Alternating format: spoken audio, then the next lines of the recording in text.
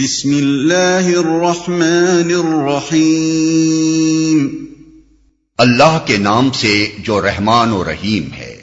وَإِذَا أَذَقْنَا النَّاسَ رَحْمَةً مِّن بَعْدِ ضَرَّاءَ مَسَّتْهُمْ إِذَا لَهُم مَّكْرٌ فِي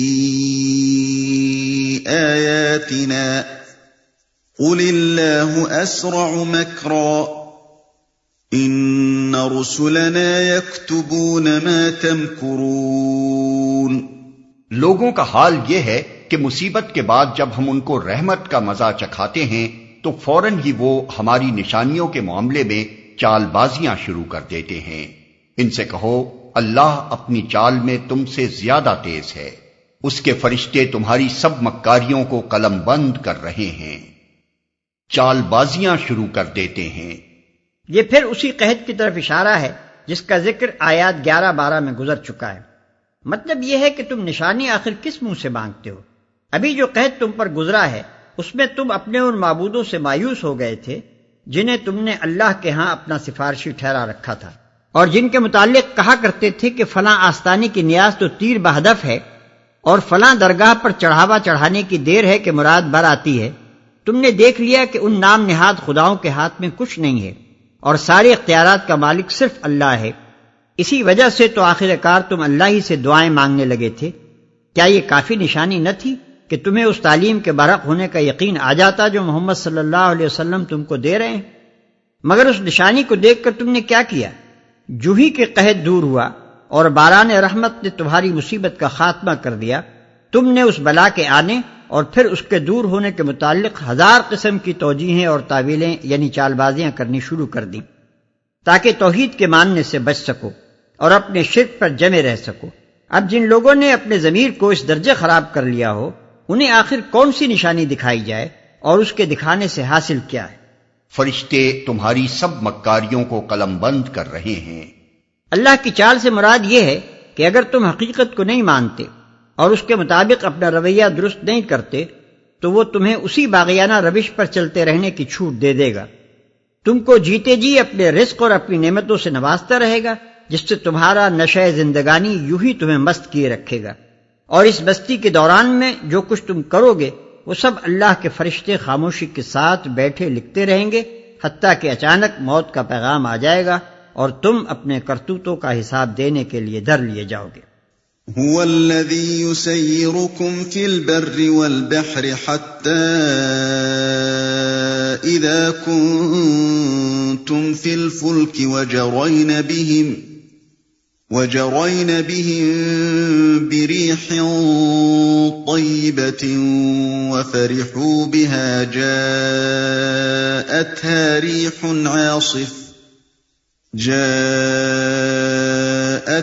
ريح عاصف وجاءهم الموج من كل مكان وظنوا أنهم أحيط بهم دعوا الله مخلصين له الدين لئن أنجيتنا من هذه لنكونن من الشاكرين۔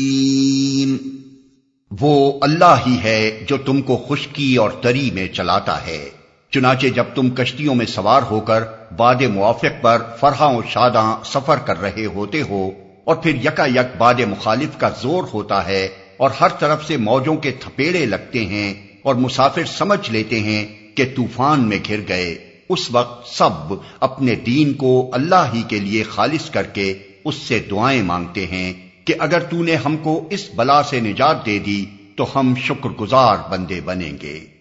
یہ توحید کے برحق ہونے کی نشانی ہر انسان کے نفس میں موجود ہے۔ جب تک اسباب سازگار رہتے ہیں انسان خدا کو بھولا اور دنیا کی زندگی پر پھولا رہتا ہے۔ جہاں اسباب نے ساتھ چھوڑا اور وہ سب سہارے جن کے بل پر وہ جی رہا تھا ٹوٹ گئے، پھر کٹے سے کٹے مشرک اور سخت سے سخت دہریے کے قلب سے بھی یہ شہادت ابلنی شروع ہو جاتی ہے کہ اس سارے عالم اسباب پر کوئی خدا کار فرما ہے اور وہ ایک ہی خدائے غالب و توانا ہے۔ فلما أنجاهم إذا هم يبغون في الأرض بغير الحق يا أيها الناس إنما بغيكم على أنفسكم متاع الحياة الدنيا ثم إلينا مرجعكم فننبئكم بما كنتم تعملون. مگر جب وہ ان کو بچا لیتا ہے تو پھر وہی لوگ حق سے منحرف ہو کر زمین میں بغاوت کرنے لگتے ہیں. لوگو، تمہاری یہ بغاوت الٹی تمہارے ہی خلاف پڑ رہی ہے. دنیا کے چند روزہ مزے ہیں، لوٹ لو، پھر ہماری طرف تمہیں پلٹ کر آنا ہے. اس وقت ہم تمہیں بتا دیں گے کہ تم کیا کچھ کرتے رہے ہو. انما مثل الحیاة الدنیا كماء انزلناه من السماء فاختلط به نبات الأرض مما يأكل الناس والأنعام حتى إذا أخذت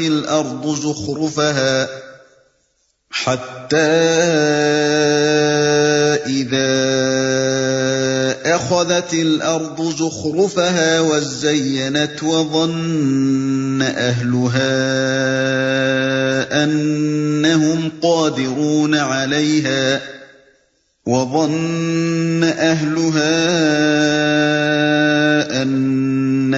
قادرون عليها أتاها أمرنا ليلا أو نهارا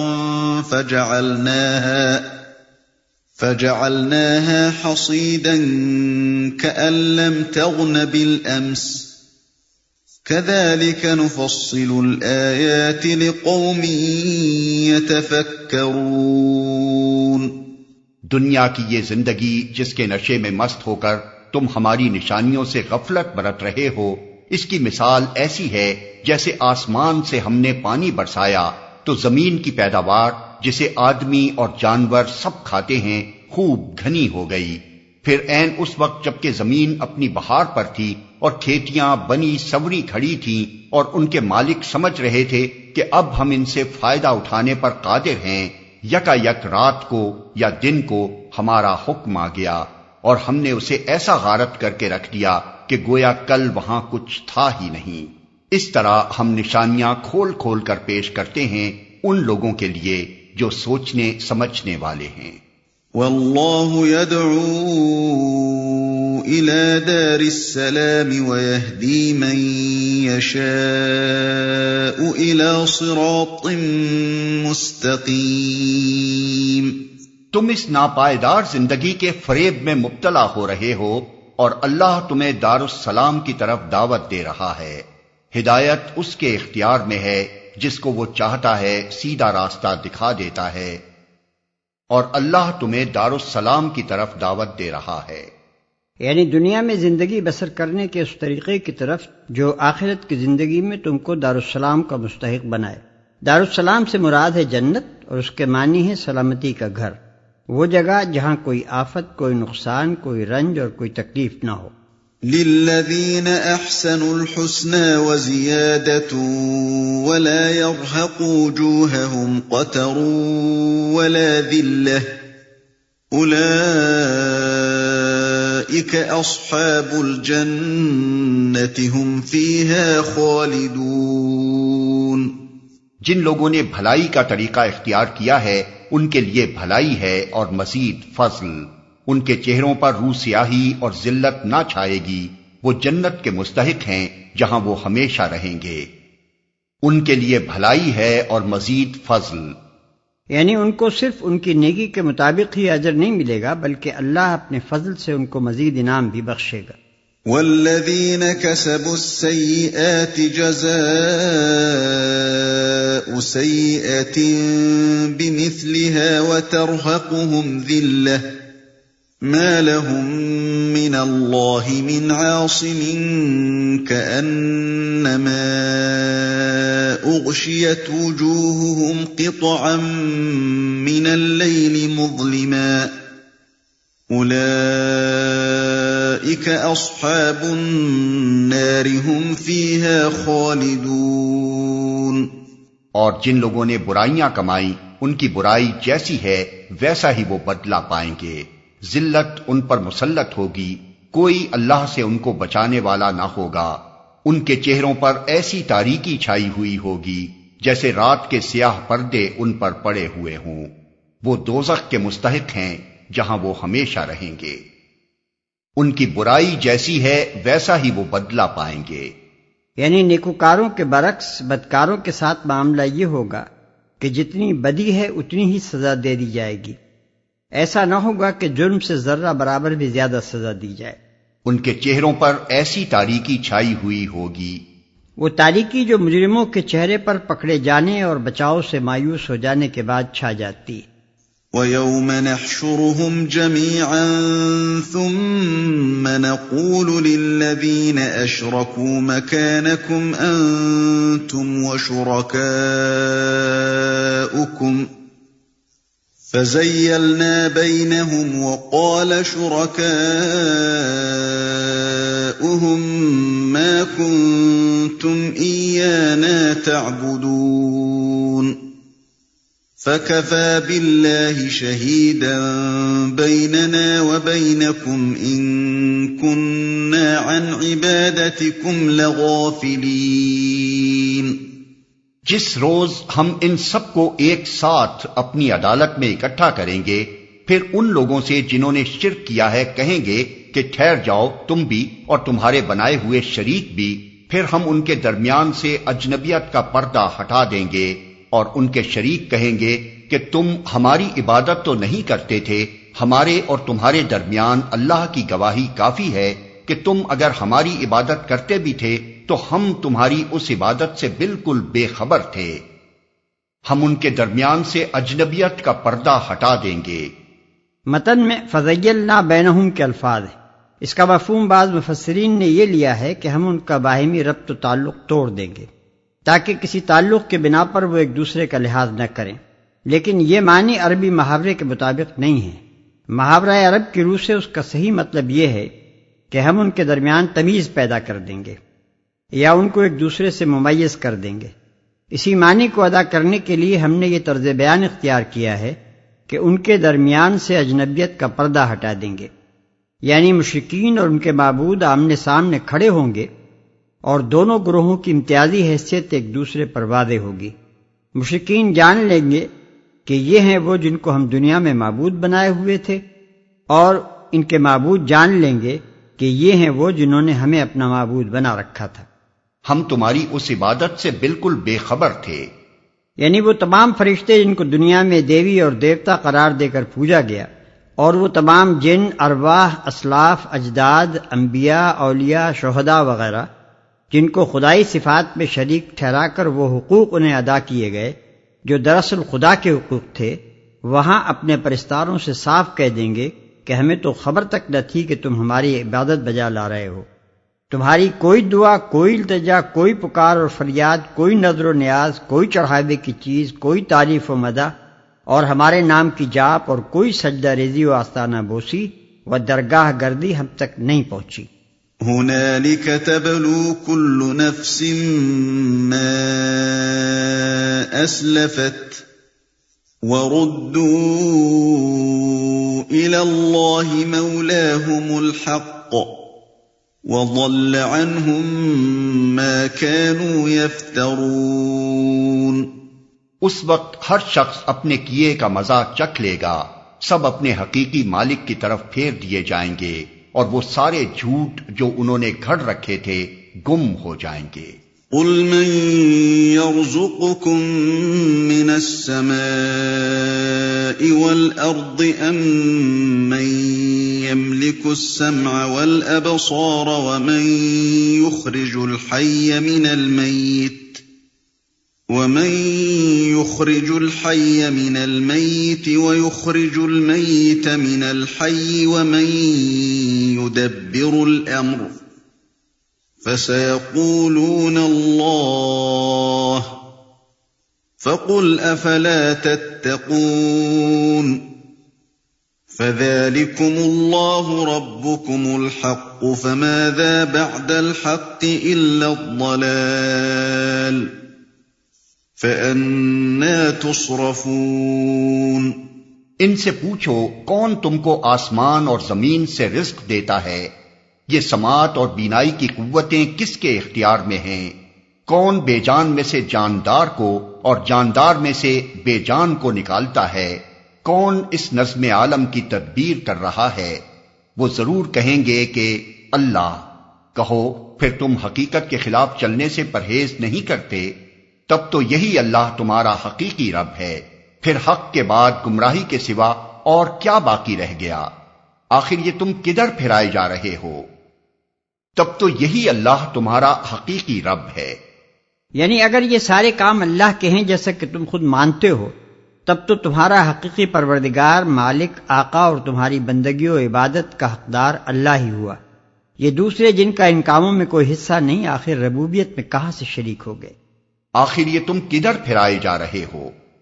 خیال رہے کہ خطاب عام لوگوں سے ہے اور ان سے یہ سوال نہیں کیا جا رہا ہے کہ تم کدھر پھرے جاتے ہو، بلکہ یہ ہے کہ تم کدھر پھرائے جا رہے ہو۔ اس سے صاف ظاہر ہے کہ کوئی ایسا گمراہ کن شخص یا گروہ موجود ہے جو لوگوں کو صحیح رخ سے ہٹا کر غلط رخ پر پھیر رہا ہے۔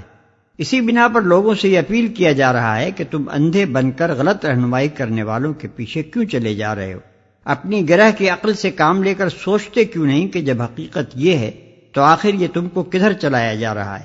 یہ طرز سوال جگہ جگہ ایسے مواقع پر قرآن میں اختیار کیا گیا ہے، اور ہر جگہ گمراہ کرنے والوں کا نام لینے کے بجائے ان کو صیغہ مجہول کے پردے میں چھپا دیا گیا ہے، تاکہ ان کے معتقدین ٹھنڈے دل سے اپنے معاملے پر غور کر سکیں اور کسی کو یہ کہہ کر انہیں اشتعال دلانے اور ان کا دماغی توازن بگاڑ دینے کا موقع نہ ملے کہ دیکھو یہ تمہارے بزرگوں اور پیشواؤں پر چوٹیں کی جا رہی ہیں۔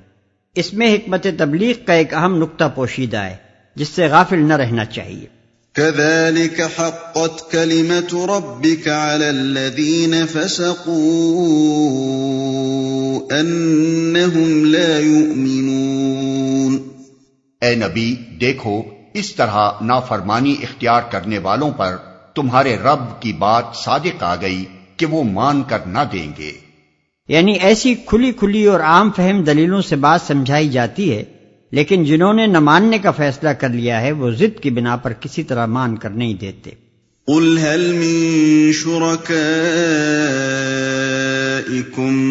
من يبدأ الخلق ثم يعيده قل الله يبدأ الخلق ثم يعيده فأنى تؤفكون۔ ان سے پوچھو تمہارے ٹھہرائے ہوئے شریکوں میں کوئی ہے جو تخلیق کی ابتدا بھی کرتا ہو اور پھر اس کا اعادہ بھی کرے؟ کہو وہ صرف اللہ ہے جو تخلیق کی ابتدا بھی کرتا ہے اور اس کا اعادہ بھی، پھر تم یہ کس الٹی راہ پر چلائے جا رہے ہو؟ اور اس کا اعادہ بھی۔ تخلیق کی ابتدا کے متعلق تو مشرکین مانتے ہی تھے کہ یہ صرف اللہ کا کام ہے، ان کے شریکوں میں سے کسی کا اس کام میں کوئی حصہ نہیں۔ رہا تخلیق کا اعادہ تو ظاہر ہے کہ جو ابتداءً پیدا کرنے والا ہے وہی اس عمل پیدائش کا اعادہ بھی کر سکتا ہے، مگر جو ابتداءً ہی پیدا کرنے پر قادر نہ ہو وہ کس طرح اعادہ پیدائش پر قادر ہو سکتا ہے؟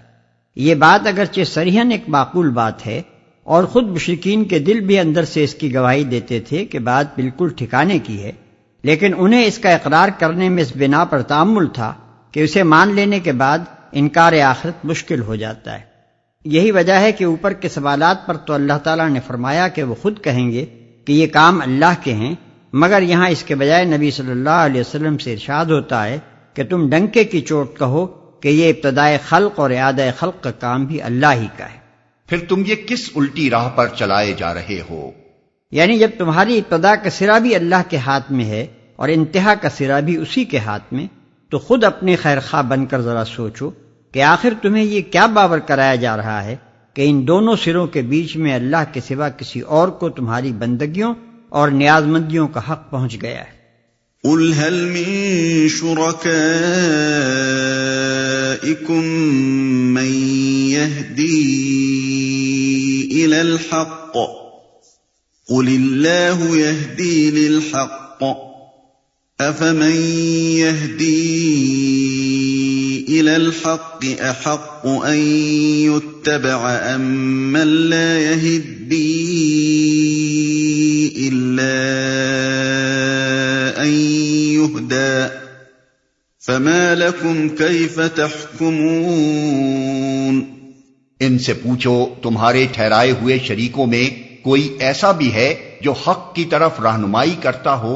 کہو وہ صرف اللہ ہے جو حق کی طرف رہنمائی کرتا ہے۔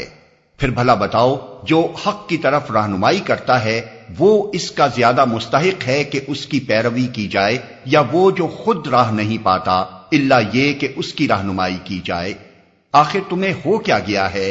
کیسے الٹے الٹے فیصلے کرتے ہو؟ جو حق کی طرف رہنمائی کرتا ہو۔ یہ ایک نہایت اہم سوال ہے جس کو ذرا تفصیل کے ساتھ سمجھ لینا چاہیے۔ دنیا میں انسان کی ضرورتوں کا دائرہ صرف اسی حد تک محدود نہیں ہے کہ اس کو کھانے، پینے، پہننے اور زندگی بسر کرنے کا سامان بہم پہنچے اور آفات، مصائب اور نقصانات سے وہ محفوظ رہے، بلکہ اس کی ایک ضرورت اور در حقیقت سب سے بڑی ضرورت یہ بھی ہے کہ اسے دنیا میں زندگی بسر کرنے کا صحیح طریقہ معلوم ہو اور وہ جانے کہ اپنی ذات کے ساتھ، اپنی قوتوں اور قابلیتوں کے ساتھ، اس سر و سامان کے ساتھ جو روئے زمین پر اس کے تصرف میں ہے، ان بے شمار انسانوں کے ساتھ جن سے مختلف حیثیتوں میں اس کو سابقہ پیش آتا ہے، اور مجموعی طور پر اس نظام کائنات کے ساتھ جس کے ماتحت رہ کر ہی بہرحال اس کو کام کرنا ہے، وہ کیا اور کس طرح معاملہ کرے جس سے اس کی زندگی بحیثیت مجموعی کامیاب ہو اور اس کی کوششیں اور محنتیں غلط راہوں میں صرف ہو کر تباہی و بربادی پر منتج نہ ہوں۔ اسی صحیح طریقے کا نام حق ہے، اور جو رہنمائی اس طریقے کی طرف انسان کو لے جائے وہی ہدایت حق ہے۔ اب قرآن تمام مشرکین سے اور ان سب لوگوں سے جو پیغمبر کی تعلیم کو ماننے سے انکار کرتے ہیں یہ پوچھتا ہے کہ تم خدا کے سوا جن جن کی بندگی کرتے ہو ان میں کوئی ہے جو تمہارے لیے ہدایت حق حاصل کرنے کا ذریعہ بنتا ہو یا بن سکتا ہو؟ ظاہر ہے کہ اس کا جواب نفی کے سوا اور کچھ نہیں ہے، اس لیے کہ انسان خدا کے سوا جن کی بندگی کرتا ہے وہ دو بڑی اقسام پر منقسم ہے۔ ایک وہ دیویاں، دیوتا اور زندہ یا مردہ انسان جن کی پرستش کی جاتی ہے، سو ان کی طرف تو انسان کا رجوع صرف اس غرض کے لیے ہوتا ہے کہ فوق الفطری طریقے سے وہ اس کی حاجتیں پوری کریں اور اس کو آفات سے بچائیں۔ رہی ہدایت حق تو وہ نہ کبھی ان کی طرف سے آئی، نہ کبھی کسی مشرک نے اس کے لیے ان کی طرف رجوع کیا، اور نہ کوئی مشرک یہ کہتا ہے کہ اس کے یہ معبود اسے اخلاق، معاشرت، تمدن، معیشت، سیاست، قانون، عدالت وغیرہ کے اصول سکھاتے ہیں۔ دوسرے وہ انسان جن کے بنائے ہوئے اصولوں اور قوانین کی پیروی و اطاعت کی جاتی ہے، سو وہ رہنما تو ضرور ہیں، مگر سوال یہ ہے کہ کیا فی الواقع وہ رہنمائے حق بھی ہیں یا ہو سکتے ہیں؟ کیا ان میں سے کسی کا علم بھی ان تمام حقائق پر حاوی ہے جن کو جاننا انسانی زندگی کے صحیح اصول وضع کرنے کے لیے ضروری ہے؟ کیا ان میں سے کسی کی نظر بھی اس پورے دائرے پر پھیلتی ہے جس میں انسانی زندگی سے تعلق رکھنے والے مسائل پھیلے ہوئے ہیں؟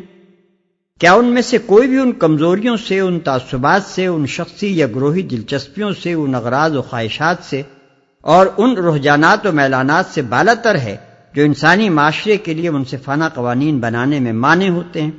اگر جواب نفی میں ہے اور ظاہر ہے کہ کوئی صحیح الدماغ آدمی ان سوالات کا جواب اس بات میں نہیں دے سکتا، تو آخر یہ لوگ ہدایت حق کا سرچشمہ کیسے ہو سکتے ہیں؟ اسی بنا پر قرآن یہ سوال کرتا ہے کہ لوگو، تمہارے ان مذہبی معبودوں اور تمدنی خداؤں میں کوئی ایسا بھی ہے جو راہ راست کی طرف تمہاری رہنمائی کرنے والا ہو؟ اوپر کے سوالات کے ساتھ مل کر یہ آخری سوال دین و مذہب کے پورے مسئلے کا فیصلہ کر دیتا ہے۔ انسان کی ساری ضرورتیں دو ہی نوعیت کی ہیں۔ ایک نوعیت کی ضروریات یہ ہیں کہ کوئی اس کا پروردگار ہو، کوئی ملجا و ماوا ہو، کوئی دعاؤں کا سننے والا اور حاجتوں کا پورا کرنے والا ہو، جس کا مستقل سہارا اس عالم اسباب کے بے ثبات سہاروں کے درمیان رہتے ہوئے وہ تھام سکے۔ سو اوپر کے سوالات نے فیصلہ کر دیا کہ اس ضرورت کو پورا کرنے والا خدا کے سوا کوئی نہیں۔ دوسری نوعیت کی ضروریات یہ ہیں کہ کوئی ایسا رہنما ہو جو دنیا میں زندگی بسر کرنے کے صحیح اصول بتائے اور جس کے دیے ہوئے قوانین حیات کی پیروی پورے اعتماد و اطمینان کے ساتھ کی جا سکے۔ سو اس آخری سوال نے اس کا بھی فیصلہ کر دیا کہ وہ بھی صرف خدا ہی ہے۔ اس کے بعد ضد اور ہٹ دھرمی کے سوا کوئی چیز باقی نہیں رہ جاتی جس کے بنا پر انسان مشرکانہ مذاہب اور لادینی یعنی سیکولر اصول تمدن و اخلاق و سیاست سے چمٹا رہے۔ وَمَا يَتَّبِعُ أَكْثَرُهُمْ إِلَّا ظَنًّا إِنَّ الظَّنَّ لَا يُغْنِي مِنَ الْحَقِّ شَيْئًا إِنَّ اللَّهَ عَلِيمٌ بِمَا يَفْعَلُونَ۔ حقیقت یہ ہے کہ ان میں سے اکثر لوگ محض قیاس و گمان کے پیچھے چلے جا رہے ہیں، حالانکہ گمان حق کی ضرورت کو کچھ بھی پورا نہیں کرتا۔ جو کچھ یہ کر رہے ہیں اللہ اس کو خوب جانتا ہے۔ اکثر لوگ محض قیاس و گمان کے پیچھے چلے جا رہے ہیں، یعنی جنہوں نے مذاہب بنائے، جنہوں نے فلسفے تصنیف کیے اور جنہوں نے قوانین حیات تجویز کیے، انہوں نے بھی یہ سب کچھ علم کی بنا پر نہیں بلکہ گمان و قیاس کی بنا پر کیا، اور جنہوں نے ان مذہبی اور دنیاوی رہنماؤں کی پیروی کی، انہوں نے بھی جان کر اور سمجھ کر نہیں بلکہ محض اس گمان کی بنا پر ان کا اتباع اختیار کر لیا کہ ایسے بڑے بڑے لوگ جب یہ کہتے ہیں اور باپ دادا ان کو مانتے چلے آ رہے ہیں اور ایک دنیا ان کی پیروی کر رہی ہے تو ضرور ٹھیک ہی کہتے ہوں گے۔ وَمَا كَانَ هَذَا الْقُرْآنُ أَن يُفْتَرَىٰ مِن دُونِ اللَّهِ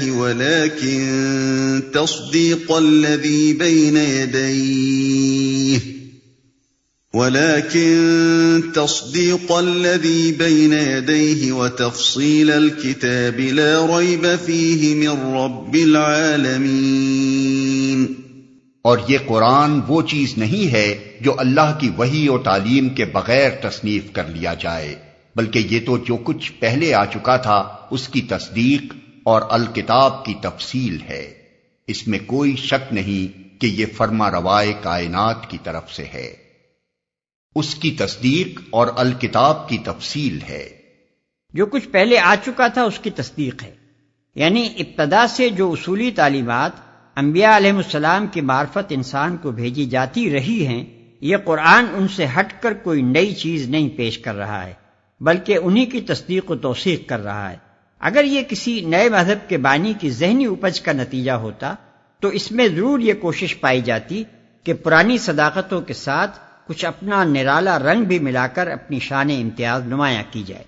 الکتاب کی تفصیل ہے، یعنی ان اصولی تعلیمات کو جو تمام کتب آسمانی کا لب لباب یعنی الکتاب ہیں، اس میں پھیلا کر دلائل و شواہد کے ساتھ، تلقین و تفہیم کے ساتھ، تشریح و توضیح کے ساتھ اور عملی حالات پر انطباق کے ساتھ بیان کیا گیا ہے۔ ام یقولون افتراہ قل فأتوا بسورة مثله ودعوا من استطعتم من دون اللہ ان کنتم صادقین۔ کیا یہ لوگ کہتے ہیں کہ پیغمبر نے اسے خود تصنیف کر لیا ہے؟ کہو اگر تم اپنے اس الزام میں سچے ہو تو ایک صورت اس جیسی تصنیف کر لاؤ اور ایک خدا کو چھوڑ کر جس جس کو بلا سکتے ہو مدد کے لیے بلا لو۔ عام طور پر لوگ سمجھتے ہیں کہ یہ چیلنج محض قرآن کی فصاحت و بلاغت اور اس کی ادبی خوبیوں کے لحاظ سے تھا۔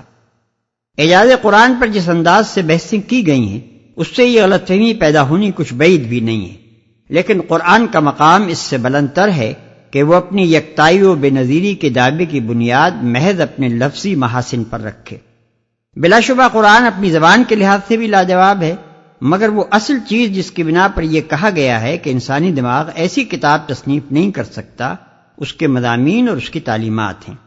اس میں اعجاز کے جو جو پہلو ہیں اور جن وجوہ سے ان کا من جانب اللہ ہونا یقینی اور انسان کا ایسی تصنیف پر قادر ہونا غیر ممکن ہے، ان کو خود قرآن میں مختلف مواقع پر بیان کر دیا گیا ہے، اور ہم ایسے تمام مقامات کی تشریح پہلے بھی کرتے رہے ہیں اور آئندہ بھی کریں گے، اس لیے یہاں بخوف طوالت اس بحث سے اجتناب کیا جاتا ہے۔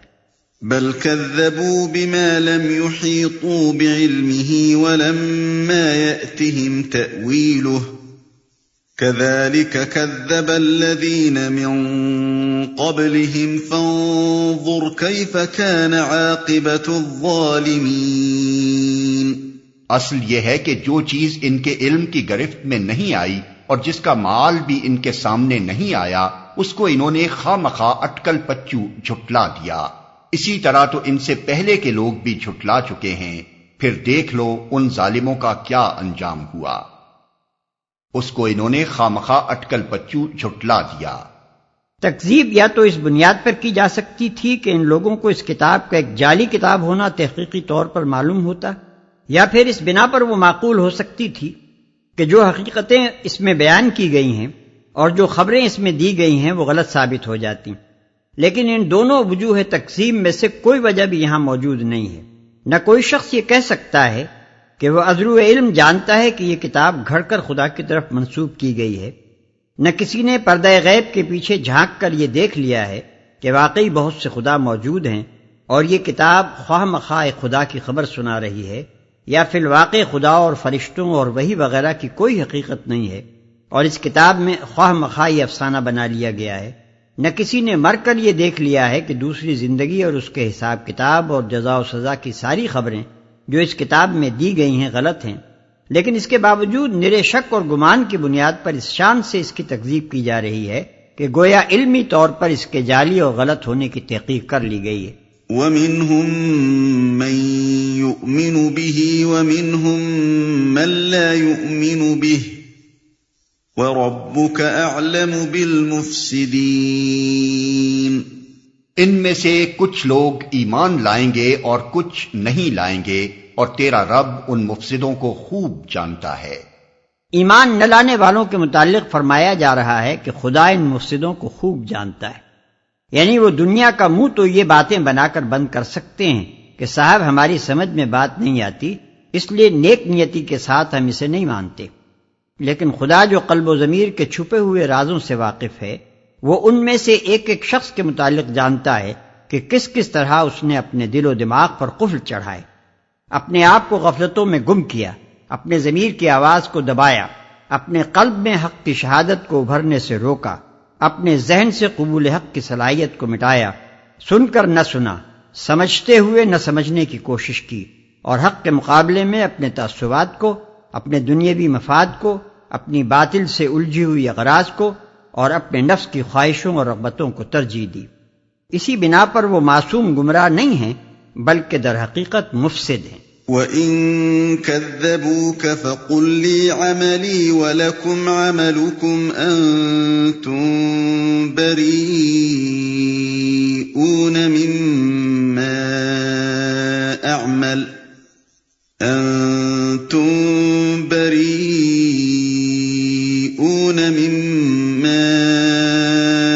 أَعْمَلُ وَأَنَا بَرِيءٌ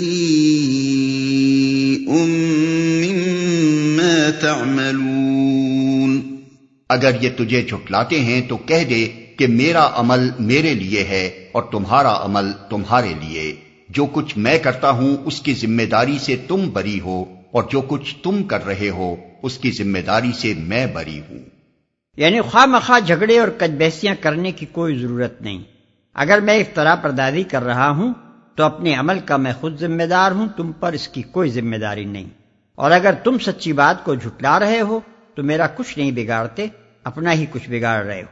وَمِنْهُمْ مَنْ يَسْتَمِعُونَ إِلَيْكَ أَفَأَنْتَ تُسْمِعُ الصُّمَّ وَلَوْ كَانُوا لَا يَعْقِلُونَ۔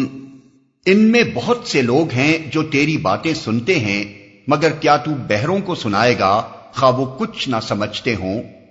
ایک سننا تو اس طرح کا ہوتا ہے جیسے جانور بھی آواز سن لیتے ہیں، دوسرا سننا وہ ہوتا ہے جس میں معنی کی طرف توجہ ہو اور یہ آمادگی پائی جاتی ہو کہ بات اگر معقول ہوگی تو اسے مان لیا جائے گا۔ جو لوگ کسی تعصب میں مبتلا ہوں اور جنہوں نے پہلے سے فیصلہ کر لیا ہو کہ اپنے موروثی عقیدوں اور طریقوں کے خلاف اور اپنے نفس کی رغبتوں اور دلچسپیوں کے خلاف کوئی بات خواہ وہ کیسی ہی معقول ہو مان کر نہ دیں گے، وہ سب کچھ سن کر بھی کچھ نہیں سنتے۔ اسی طرح وہ لوگ بھی کچھ سن کر نہیں دیتے جو دنیا میں جانوروں کی طرح غفلت کی زندگی بسر کرتے ہیں اور چرنے چگنے کے سوا کسی چیز سے کوئی دلچسپی نہیں رکھتے، یا نفس کی لذتوں اور خواہشوں کے پیچھے ایسے مست ہوتے ہیں کہ انہیں اس بات کی کوئی فکر ہی نہیں ہوتی کہ ہم یہ جو کچھ کر رہے ہیں یہ صحیح بھی ہے یا نہیں. ایسے سب لوگ کانوں کے تو بہرے نہیں ہوتے مگر دل کے بہرے ہوتے ہیں. وَمِنْهُمْ مَنْ يَنظُرُ إِلَيْكَ أَفَأَنْتَ تَهْدِي الْعُمْيَ وَلَوْ كَانُوا لَا يُبْصِرُونَ. ان میں بہت سے لوگ ہیں جو تجھے دیکھتے ہیں، مگر کیا تو اندھوں کو راہ بتائے گا خواہ انہیں کچھ نہ سوچتا ہو؟ یہاں بھی وہی بات فرمائی گئی ہے جو اوپر کے فقرے میں ہے. سر کی آنکھیں کھلی ہونے سے کچھ فائدہ نہیں، ان سے تو جانور بھی آخر دیکھتا ہی ہے. اصل چیز دل کی آنکھوں کا کھلا ہونا ہے. یہ چیز اگر کسی شخص کو حاصل نہ ہو تو وہ سب کچھ دیکھ کر بھی کچھ نہیں دیکھتا. ان دونوں آیتوں میں خطاب تو نبی صلی اللہ علیہ وسلم سے ہے، مگر ملامت ان لوگوں کو کی جا رہی ہے جن کی اصلاح کے آپ درپے تھے.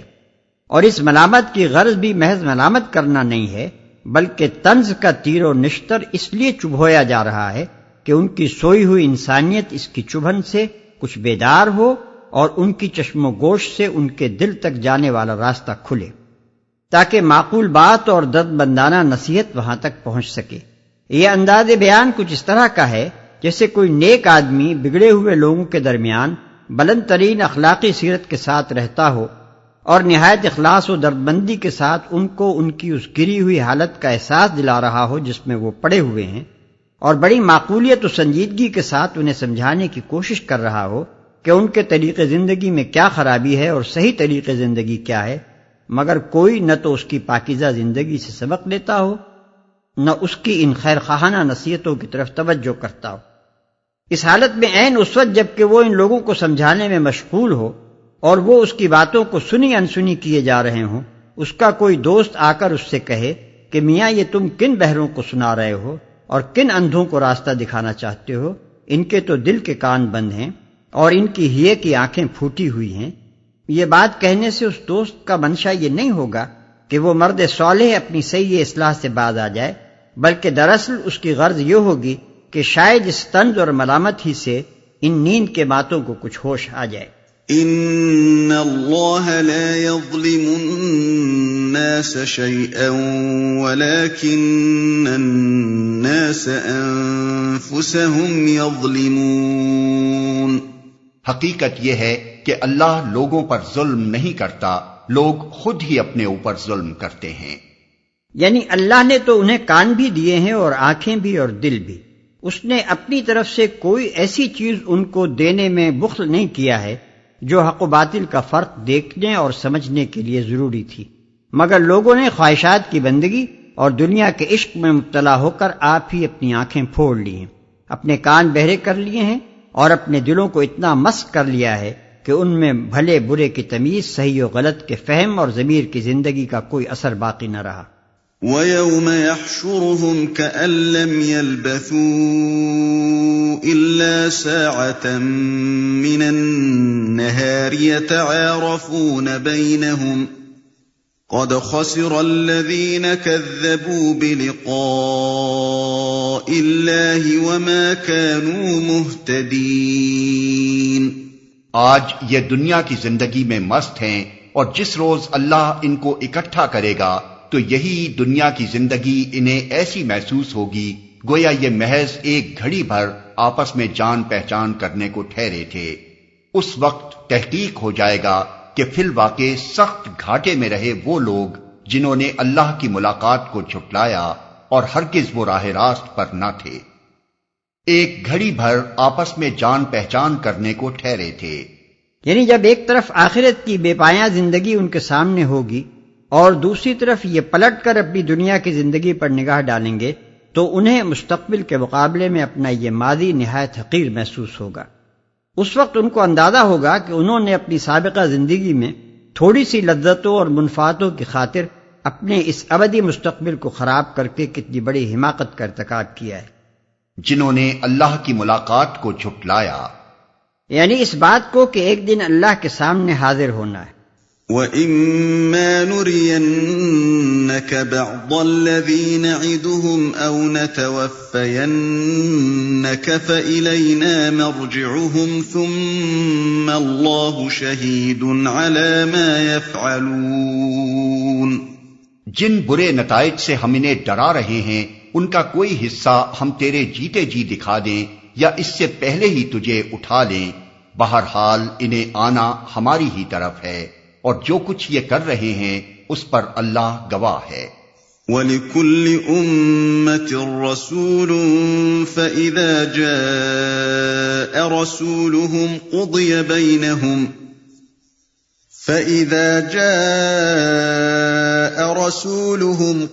بَيْنَهُم بِالْقِسْطِ وَهُمْ لَا يُظْلَمُونَ۔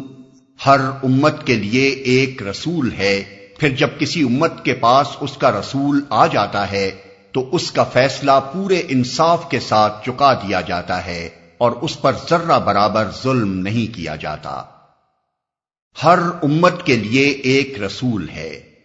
امت کا لفظ یہاں محض قوم کے معنی میں نہیں ہے، بلکہ ایک رسول کی آمد کے بعد اس کی دعوت جن جن لوگوں تک پہنچے وہ سب اس کی امت ہے۔ نیز اس کے لیے یہ بھی ضروری نہیں ہے کہ رسول ان کے درمیان زندہ موجود ہو، بلکہ رسول کے بعد بھی جب تک اس کی تعلیم موجود رہے اور ہر شخص کے لیے یہ معلوم کرنا ممکن ہو کہ وہ در حقیقت کس چیز کی تعلیم دیتا تھا، اس وقت تک دنیا کے سب لوگ اس کی امت ہی قرار پائیں گے، اور ان پر وہ حکم ثابت ہوگا جو آگے بیان کیا جا رہا ہے۔ اس لحاظ سے محمد صلی اللہ علیہ وسلم کی تشریف آوری کے بعد تمام دنیا کے انسان آپ کی امت ہیں، اور اس وقت تک رہیں گے جب تک قرآن اپنی خالص صورت میں شائع ہوتا رہے گا۔ اسی وجہ سے آیت میں یہ نہیں فرمایا گیا کہ ہر قوم میں ایک رسول ہے، بلکہ ارشاد یہ ہوا ہے کہ ہر امت کے لیے ایک رسول ہے، اس پر ذرہ برابر ظلم نہیں کیا جاتا۔ مطلب یہ ہے کہ رسول کی دعوت کا کسی گروہ انسانی تک پہنچنا گویا اس گروہ پر اللہ کی حجت کا پورا ہو جانا ہے، اس کے بعد صرف فیصلہ ہی باقی رہ جاتا ہے، کسی مزید اتمام حجت کی ضرورت باقی نہیں رہتی، اور یہ فیصلہ غائب درجہ انصاف کے ساتھ کیا جاتا ہے۔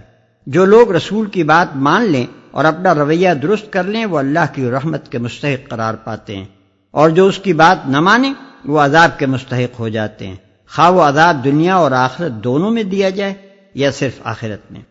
وَيَقُولُونَ مَتَى هَذَا الْوَعْدُ إِن كُنتُمْ صَادِقِينَ۔ کہتے ہیں اگر تمہاری یہ دھمکی سچی ہے تو آخر یہ کب پوری ہوگی؟ قُل لَّا أَمْلِكُ لِنَفْسِي ضَرًّا وَلَا نَفْعًا إِلَّا مَا شَاءَ اللَّهُ لِكُلِّ أُمَّةٍ أَجَلٌ إِذَا جَاءَ أَجَلُهُمْ فَلَا يَسْتَأْخِرُونَ سَاعَةً وَلَا يَسْتَقْدِمُونَ۔ کہو میرے اختیار میں خود اپنا نفع و ضرر بھی نہیں، سب کچھ اللہ کی مشیت پر موقوف ہے۔ ہر امت کے لیے مہلت کی ایک مدت ہے، جب یہ مدت پوری ہو جاتی ہے تو گھڑی بھر کی تقدیم و تاخیر بھی نہیں ہوتی، سب کچھ اللہ کی مشیت پر موقوف ہے۔ یعنی میں نے یہ کب کہا تھا کہ یہ فیصلہ میں چکاؤں گا اور نہ ماننے والوں کو میں عذاب دوں گا؟ اس لیے مجھ سے کیا پوچھتے ہو کہ فیصلہ چکائے جانے کی دھمکی کب پوری ہوگی؟ دھمکی تو اللہ نے دی ہے، وہی فیصلہ چکائے گا، اور اسی کے اختیار میں ہے کہ فیصلہ کب کرے اور کس صورت میں اس کو تمہارے سامنے لائے۔ تو گھڑی بھر کی تقدیم و تاخیر بھی نہیں ہوتی۔ مطلب یہ ہے کہ اللہ تعالیٰ جلد باز نہیں ہے، اس کا یہ طریقہ نہیں ہے کہ جس وقت رسول کی دعوت کسی شخص یا گروہ کو پہنچی اسی وقت جو ایمان لے آیا بس وہ تو رحمت کا مستحق قرار پایا، اور جس کسی نے اس کو ماننے سے انکار کیا یا ماننے میں تعامل کیا اس پر فوراً عذاب کا فیصلہ نافذ کر دیا گیا۔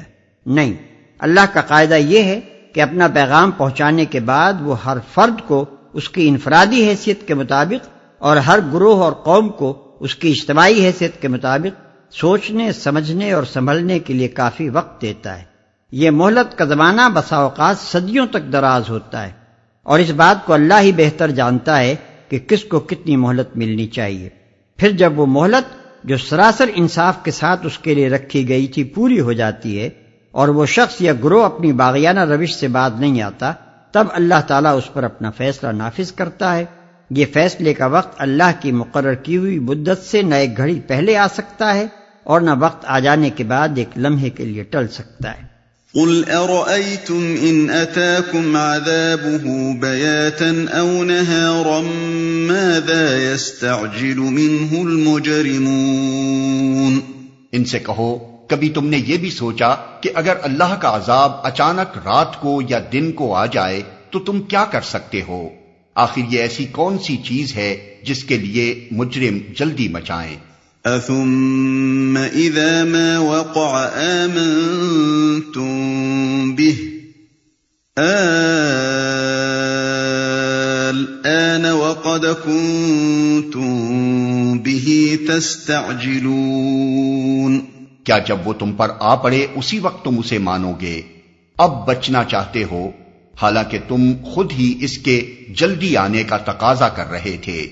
ثم قيل للذين ظلموا ذوقوا عذاب الخلد هل تجزون إلا بما كنتم تكسبون؟ پھر ظالموں سے کہا جائے گا کہ اب ہمیشہ کے عذاب کا مزہ چکھو، جو کچھ تم کماتے رہے ہو اس کی پاداش کے سوا اور کیا بدلہ تم کو دیا جا سکتا ہے؟ وَيَسْتَنبِئُونَكَ أَحَقٌّ هُوَ قُلْ إِي وَرَبِّي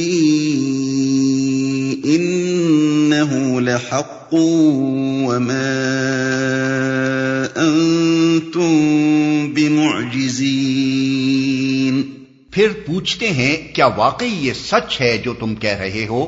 کہو میرے رب کی قسم یہ بالکل سچ ہے اور تم اتنا بل بوتا نہیں رکھتے کہ اسے ظہور میں آنے سے روک دو۔ وَلَوْ أَنَّ لِكُلِّ نَفْسٍ ظَلَمَتْ مَا فِي الْأَرْضِ لَافْتَدَتْ بِهِ وَأَسَرُّوا النَّدَامَةَ لَمَّا رَأَوُا الْعَذَابَ وَقُضِيَ بَيْنَهُم بِالْقِسْطِ وَهُمْ لَا يُظْلَمُونَ۔ اگر ہر اس شخص کے پاس جس نے ظلم کیا ہے روئے زمین کی دولت بھی ہو تو اس عذاب سے بچنے کے لیے وہ اسے فدیہ میں دینے پر آمادہ ہو جائے گا۔ جب یہ لوگ اس عذاب کو دیکھ لیں گے تو دل ہی دل میں پچھتائیں گے، مگر ان کے درمیان پورے انصاف سے فیصلہ کیا جائے گا، کوئی ظلم ان پر نہ ہوگا، تو دل ہی دل میں پچھتائیں گے۔ جس چیز کو عمر بھر جھٹلاتے رہے، جسے جھوٹ سمجھ کر ساری زندگی غلط کاموں میں کھپا گئے، اور جس کی خبر دینے والے پیغمبروں کو طرح طرح کے الزام دیتے رہے، وہی چیز جب ان کی توقعات کے بالکل خلاف اچانک سامنے آ کھڑی ہوگی تو ان کے پاؤں تلے سے زمین نکل جائے گی۔ ان کا ضمیر انہیں خود بتا دے گا کہ جب حقیقت یہ تھی تو جو کچھ وہ دنیا میں کر کے آئے ہیں اس کا انجام اب کیا ہونا ہے۔ خود کردہ را علاج نیست، زبانیں بند ہوں گی اور ندامت و حسرت سے دل اندر ہی اندر بیٹھے جا رہے ہوں گے۔ جس شخص نے قیاس و گمان کے سودے پر اپنی ساری پونجی لگا دی ہو اور کسی خیر خواہ کی بات مان کر نہ دی ہو، وہ دیوالا نکلنے کے بعد خود اپنے سوا اور کس کی شکایت کر سکتا ہے؟ الا ان للہ ما فی السماوات والارض الا ان وعد اللہ حق ولكن اکثرهم لا يعلمون۔ سنو، آسمانوں اور زمین میں جو کچھ ہے اللہ کا ہے، سن رکھو اللہ کا وعدہ سچا ہے مگر اکثر انسان جانتے نہیں ہیں۔ هو يحيي ويميت وإليه ترجعون۔ وہی زندگی بخشتا ہے اور وہی موت دیتا ہے اور اسی کی طرف تم سب کو پلٹنا ہے۔ يا أيها الناس قد جاءتكم موعظة من ربكم وشفاء لما في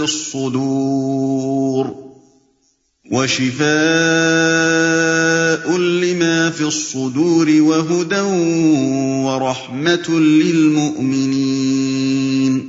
لوگو، تمہارے پاس تمہارے رب کی طرف سے نصیحت آ گئی ہے، یہ وہ چیز ہے جو دلوں کے امراض کی شفا ہے، اور جو اسے قبول کر لیں ان کے لیے رہنمائی اور رحمت ہے۔